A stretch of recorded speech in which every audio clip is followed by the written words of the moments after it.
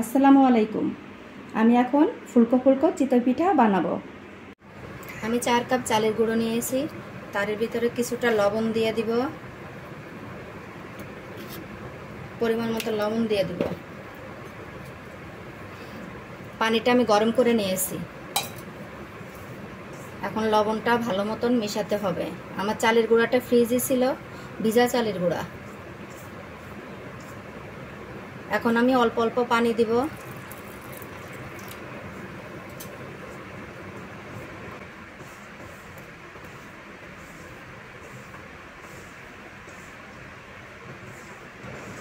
ভালো মতন মাখাইতে হবে।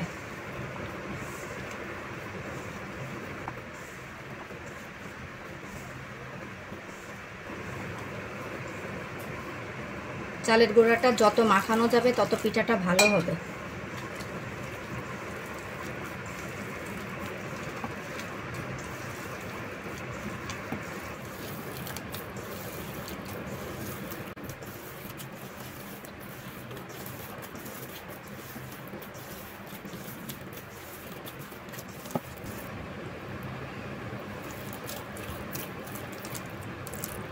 আবার সামান্য পানি দিয়ে দিলাম।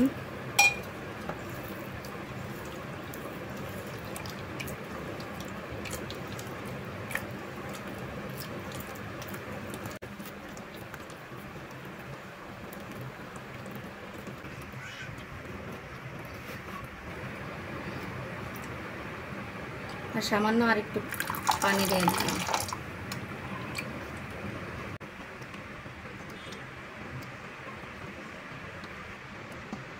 এখন আমি 3 ঘন্টার মতন ঢেকে রেখে দেব। 3 ঘন্টা পরে ফিরে আসছি। এখন 3 ঘন্টা পরে ফিরে এলাম। এটা দেখুন গুঁড়াটা কত নরম হয়ে গেছে, আটা হয়ে গেছে, এটে গেছে।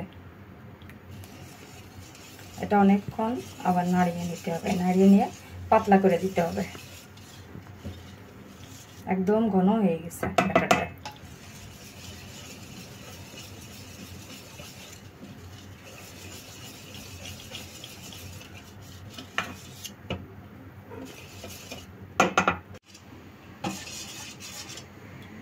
অনেকক্ষণ ভিজিয়ে রাখার পরে গোলাটা গাঢ় হয়ে গেছে।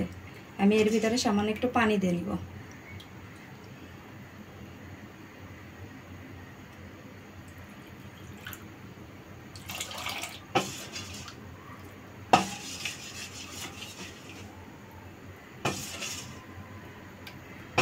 আমি মাটির খোলাটা চুলাই দিয়ে গরম করে নিছি। নেওয়ার পরে একটু সামান্য একটু তেল ব্রাশ করে দিলাম।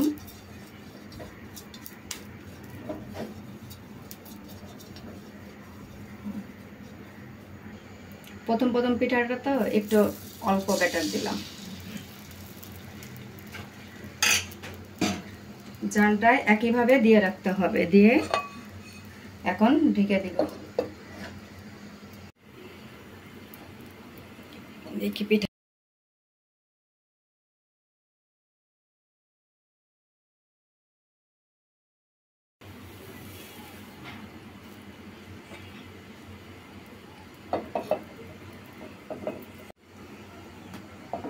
কি আর একটা পিঠাও হয়ে গেল।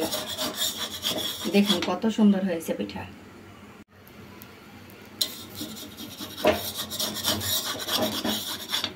দেখুন পিঠাগুলা কি সুন্দর হচ্ছে। তৈরি হয়ে গেল ফুলকো ফুলকো চিতই পিঠা।